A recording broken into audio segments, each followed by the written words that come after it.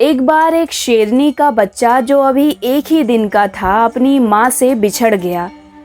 अपनी माँ से बिछड़ने के बाद वो जंगल में इधर उधर घूम रहा था। तभी भेड़ों का एक झुंड शेर के बच्चे के पास से गुजरा। वो शेर का बच्चा भी उन्हीं भेड़ों के साथ झुंड में चलने लगा। भेड़ों ने भी उसे अपने झुंड का हिस्सा बना लिया और उन्होंने उस शेर के बच्चे को पालना शुरू कर दिया, क्योंकि बचपन से उसका पालन पोषण उन्हीं भेड़ों के बीच में हुआ था। इसलिए दूसरे भेड़ों के साथ रहते रहते शेर के बच्चे ने भी खुद को भेड़ ही समझ लिया।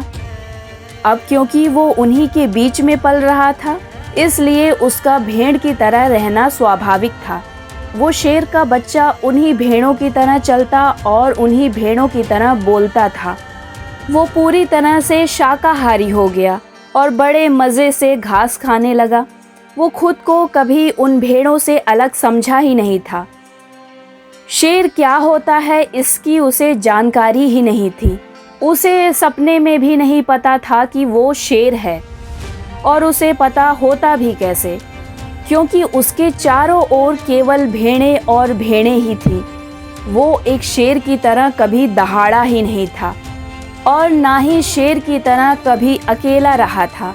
वो जब भी चलता तो झुंड के साथ ही चलता। समय बीतने के साथ शेर का बच्चा बड़ा होने लगा। वो अब एक मजबूत शरीर वाला शेर बन गया। एक दूसरे के साथ रहते रहते भेड़ों को शेर की आदत लग गई थी और शेर को भी अब भेड़ों के साथ रहने की आदत बन गई थी। एक दिन भेड़ों का झुंड एक नदी किनारे घास चर रहा था, जिसमें वो शेर भी शामिल था। तभी वहां से थोड़ी दूर पर एक बूढ़ा शेर आया। उसने दूर से ही इन भेड़ों के झुंड को देख लिया और उन पर हमला करने की सोचने लगा।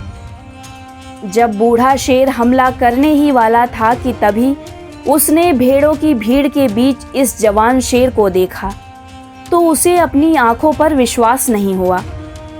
उसने अपने पूरे जीवन में ऐसा कभी नहीं देखा था। भेड़ों के बीच एक जवान और मजबूत शरीर वाले शेर को इस तरह घास चरते देख वो बूढ़ा शेर आश्चर्यचकित हो गया। ना भेड़ें शेर से डरती थी और ना ही उन्हें पता था कि एक शेर उनके बीच में रह रहा है। ये दृश्य देखकर वो बूढ़ा शेर तो भूल ही गया कि वो एक भेड़ पकड़ने जा रहा था। उसने भेड़ों की ओर से अपना ध्यान हटाया और उस युवा शेर को पकड़ने और ये पता लगाने का फैसला किया कि ये सब क्या हो रहा है। जवान शेर को पकड़ने के लिए बूढ़े शेर ने भेड़ों के झुंड पर हमला कर दिया। उसे देखकर सभी भेड़ें जान बचाने के लिए इधर उधर भागने लगी। जवान शेर भी जान बचाकर भागा।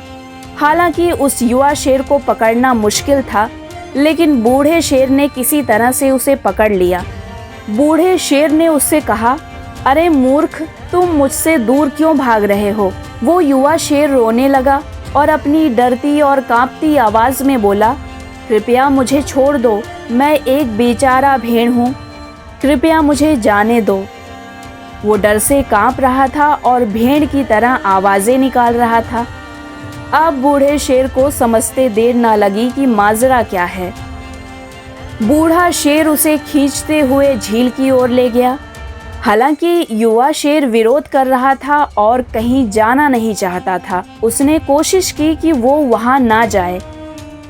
वो बहुत ज्यादा डर गया था और डर के कारण रो रहा था, लेकिन बूढ़े शेर ने उसे कहीं जाने नहीं दिया और उसे खींचकर झील के पास ले गया।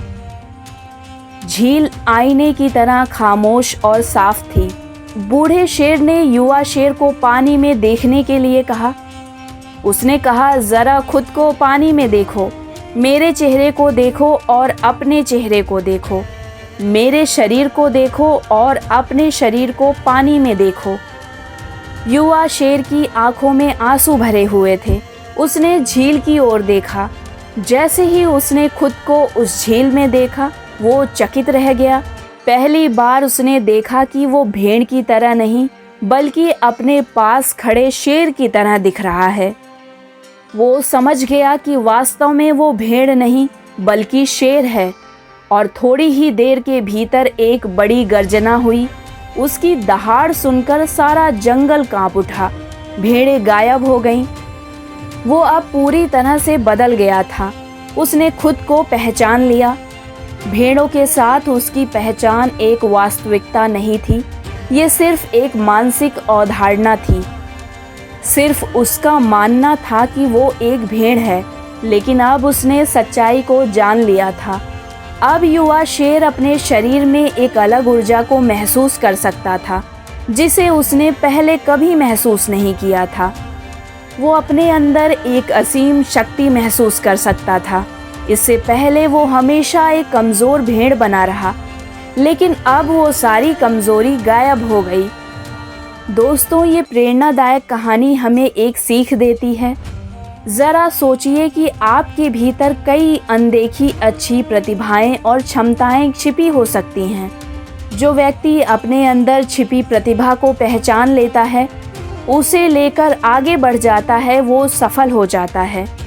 कई बार हमारे आसपास कुछ ऐसे लोग होते हैं जो हमें हमेशा ये एहसास दिलाते हैं कि हम अपनी ज़िंदगी में ज़्यादा कुछ नहीं कर सकते, क्योंकि कहीं ना कहीं हम भी उनके साथ रहते रहते उनके जैसे हो गए हैं। लेकिन हमें ऐसे लोगों की भीड़ से अलग दिखना होगा और अपनी असली और अच्छी क्षमता को पहचानना होगा। भगवान ने हम सभी को अनोखी शक्तियाँ प्रदान की हैं। कई बार हम लोग अपनी काबिलियत को पहचान नहीं पाते हैं और अचानक ही हमें अपनी काबिलियत के बारे में मालूम पड़ता है। यदि कोई असफल हो जाता है तो इसका मतलब ये नहीं होता कि वो जीवन भर असफल ही रहेगा। जिस दिन हम अपने भीतर उस क्षमता को पहचान लेंगे, उस दिन हम एक अच्छे और सफल व्यक्ति बनने की राह पर आगे बढ़ने लगेंगे। इसलिए खुद पर भरोसा रखना चाहिए और कभी भी हार नहीं माननी चाहिए।